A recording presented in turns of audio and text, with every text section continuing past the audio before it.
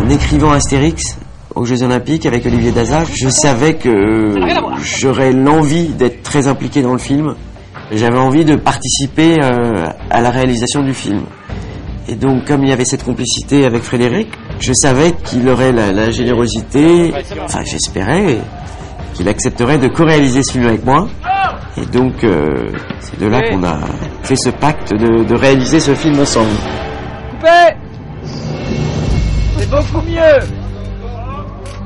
Tout au long du tournage, j'ai essayé de faire en sorte que Fred réalise, lui, ce que moi j'imaginais. Il fallait simplement qu'on puisse se mettre d'accord, parce que des fois, tu vois, des images, il y a des flashs, il y a des images, il y a des impressions.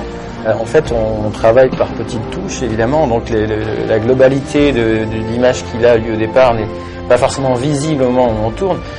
Mais voilà, il faut mettre en œuvre les choses pour qu'on arrive à ce résultat.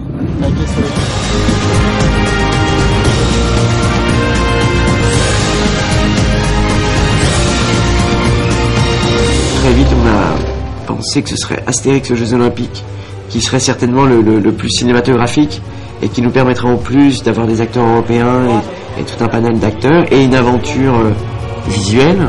C'est vrai que les Jeux Olympiques, le côté étape sportive, c'est une forme de combat, donc il y avait un côté forcément visuel, spectaculaire.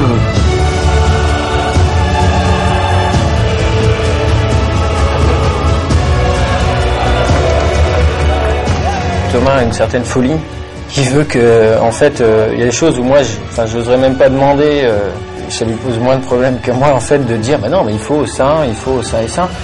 Parfois, je me laisse un peu enfermer dans ces contraintes. Lui, il arrive et puis il donne un coup de pied là-dedans. Je savais qu'au final, je laisserais de plus en plus les clés de la réalisation à Frédéric.